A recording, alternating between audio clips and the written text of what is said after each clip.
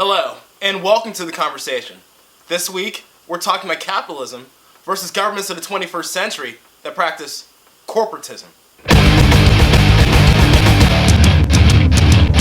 Among the many problems that occur when governments adhere to corporatism are failures within the justice system.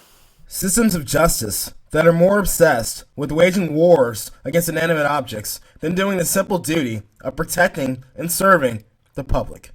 The public that continues to be harmed financially, physically, and socially by a war on drugs that has created a prison culture with over 2.3 million men and women behind bars on American soil, and nearly half of them in prison for drug offenses. While these men and women serve punishments that bolster the profits of corporations, millions of Americans continue to abuse illegal drugs, while millions more are addicted to legally prescribed drugs.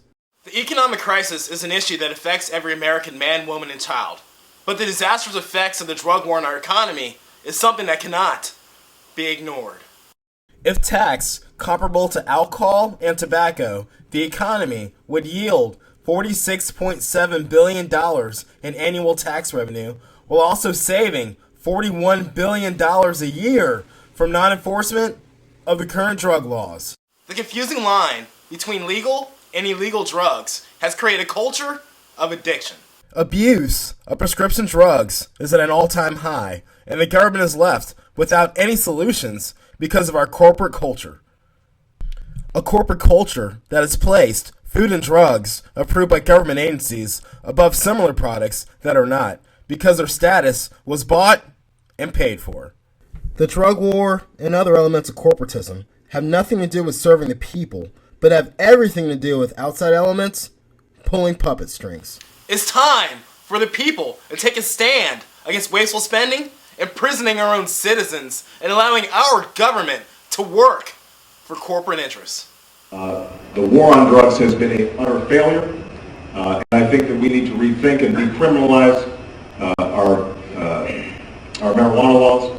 We have spent hundreds and hundreds of billions of dollars on this particular war, but it's been war on American citizens more than it's been a war to change these conditions. And that is the war on drugs, which has been a complete, total failure. We have to think more about drugs as a public health problem.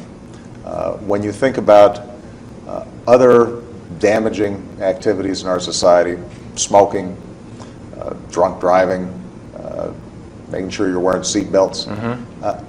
Typically, we've made huge strides over the last 20, 30 years by changing people's attitudes.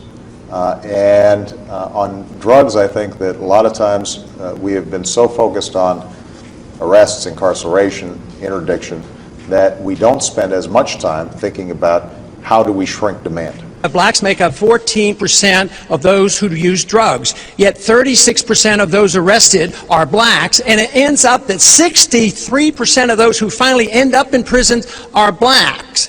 This has to change. We don't have to have more courts and more prisons. We need to repeal the whole war on drugs. It isn't working.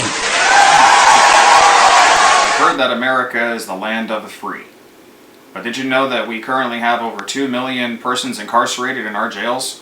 When the USA started the war on drugs, we started to see a sharp increase in the number of persons being thrown into jail for these victimless, nonviolent crimes.